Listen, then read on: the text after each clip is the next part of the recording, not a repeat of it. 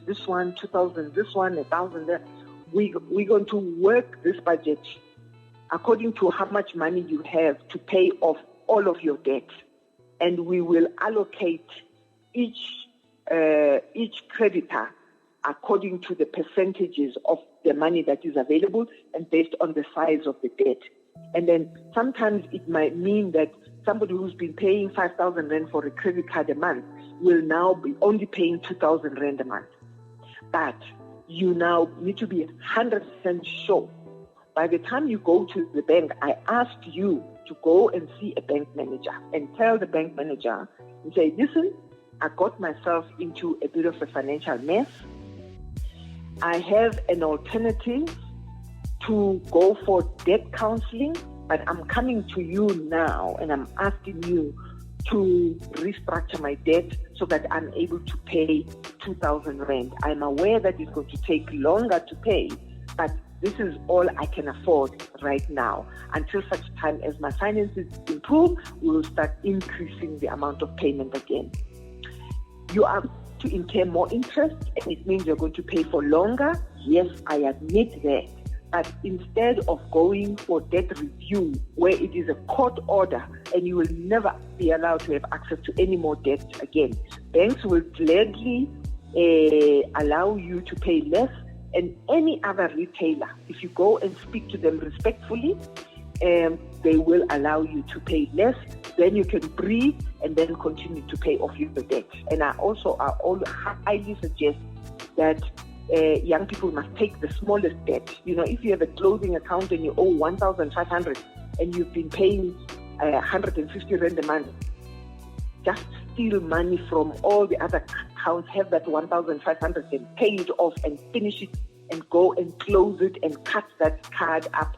Put it in an envelope and put it in a deep freezer for Mom Winnie. Phone Mom Winnie and say, Mom Winnie, yeah, I closed up one account. Then I'll celebrate with you. Before we carry on, I would like for you, Mama Winnie Kunene, to remind us of the tools that are available for us to use when we want to check our credit records. Look, when just to finish off on this debt thing as well, there are companies, you are right, that will offer to say, look, we'll pay all of your debt.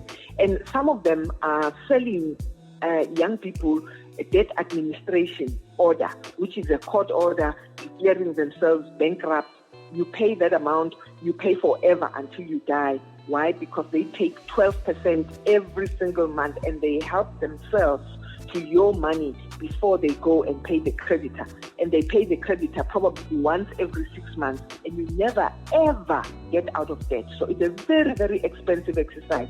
Please, simply because we are running this platform and young people will be listening to you, you're welcome to tell them to make contact with me.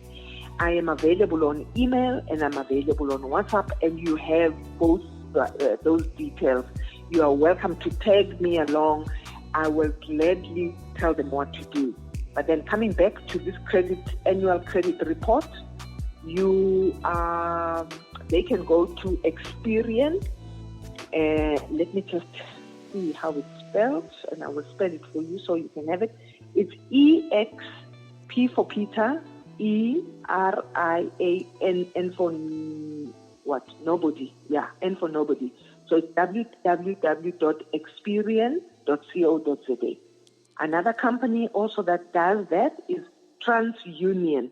Google it. I'm sure they also have a website. Another one is XDS. They also have their own website. And CompuScan. Yes, Those companies, every credit bureau actually, you are entitled to have one free copy per year.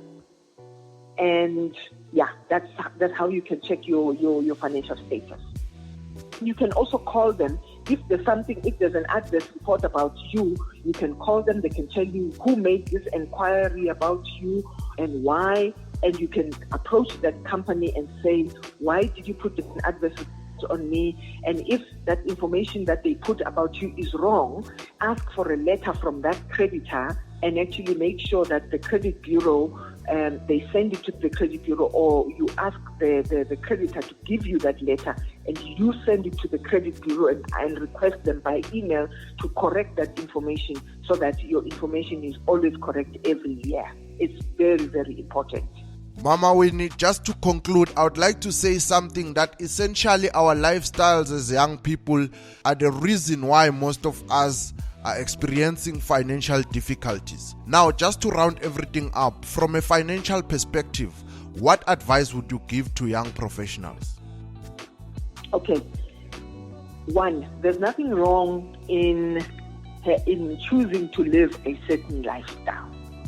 But start taking your life seriously and being realistic about who you are. And what do I mean about that?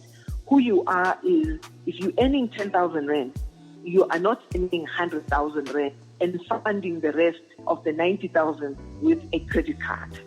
Yes. You are in denial of who you are when you do that. Okay?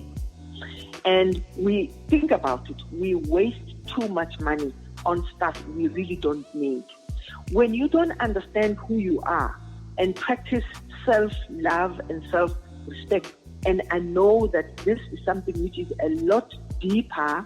This is some of the things that I cover on a workshop, but unfortunately, it's not something we can just talk about in the next 5 minutes or so. Yes. This thing goes so deep that the issue of poverty is almost in our bloodstream. Why? Because we allow television and newspapers and magazines and social media and the celebrities to influence who you should be instead of being authentic and being who you are. It's so deep, I cannot begin to even talk about that, because self-identity is so important. And if you understand who you are, trust me, there is no external force that is going to force you into a certain lifestyle which you cannot afford or you don't even want. And it's also very nice to also understand that, there's a psychology also to money. Self-knowledge is about self-defense, and money knowledge is also about self-defense. If you understand the language of money, you can never live the lifestyle that you're living now that keeps you poor and expect to get better results in the future. It just doesn't happen that way. Have the courage also to maybe take some of that money that you're wasting.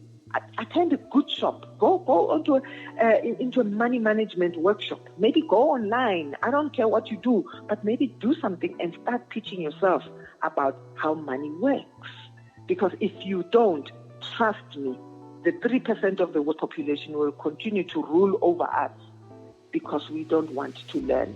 And I agree with you. Lifestyle changes are so necessary, but I also think that South Africans are we're too blind enough to believe that entertainment is all that there is to life.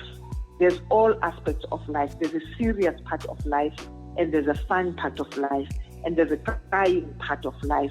We have, in our lives, we have all seasons, and it's not all entertainment. And this lie that the TV is actually telling our young people in all these soapies, they are projecting an image of being hunky-dory every single day of your life. And it's a pure lie. This life is not real. It's a pure lie, and it's a deception. Mama Winnie, thank you for coming to the Internet Drive with Gregory Wetsmith to share your expertise with us. We wish you nothing but the best in all your future endeavors. Thank you, my son. Thank you so much. I wish you the best, because I hope young people will listen and actually do. But then again, we have choices. You have choice to be poor, you have choice to be rich, and it's only you who will make that decision. That was Mama Winnie Kunene, renowned money psychologist and financial education specialist, sharing her expertise with us here on the Internet Drive with Gregory Wetsmith. Ladies and gentlemen, you can get a hold of Mama Winnie Kunene on a website which is www.winniekunene.co.za. That is it from me, Gregory Wetsmith, your host with the most of the Internet Drive with Gregory Wetsmith. See you on the next episode. Thanks for joining us. We love having you as a listener. Be sure to join us next time. Same time, same place, next week. If you enjoyed this episode, please leave us a review on iTunes.